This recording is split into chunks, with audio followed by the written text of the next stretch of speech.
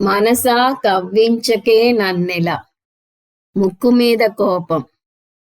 మనం నిజ జీవితంలో పాటించాల్సిన విలువల్లో శాంతి ఒక ముఖ్యమైన విలువ.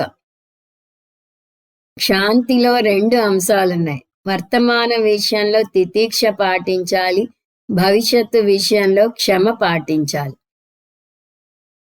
అంటే జరిగిపోయిన వాటిని నవ్వుతూ స్వీకరించాలి, రాబోయే వాటికి మన శ్రమ పెట్టాలి, కానీ ఆ మార్పు రావటానికి సమయం పడుతుంది అని గ్రహించి ఓపిగ్గా ఎదురు చూడాలి. కానీ నేటి పరుగు పందెంలో ఇవి 2 ప్రతి ఒక్కరిని కబళించి వేస్తున్నాయి.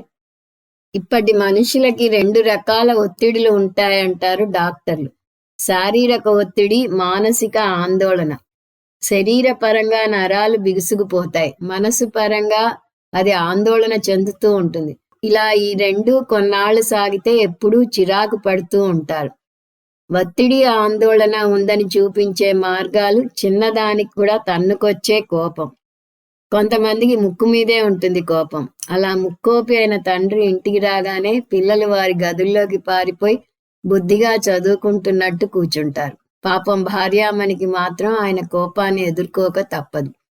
కానీ ఇప్పుడు భార్య కూడా ఉద్యోగం చేయటం వల్ల పిల్లలు ఆయనకు ఎదురుపడక తప్పదు. ఇంట్లో వాతావరణం ఎప్పుడూ వేడిగా వాడిగా ఉంటూనే ఉంటుంది. అలా బితుకుమంటూ కాలం గడిపే పిల్లలు వారు పెరిగి పెద్దయ్యాక, వారికంటూ భార్య పిల్లలు వచ్చాక ఇన్నాళ్ళు వారు పళ్ళ బిగువున అణచిపెట్టుకున్న కోపాన్ని ఆ అమాయక జీవుల మీద చూపిస్తారు.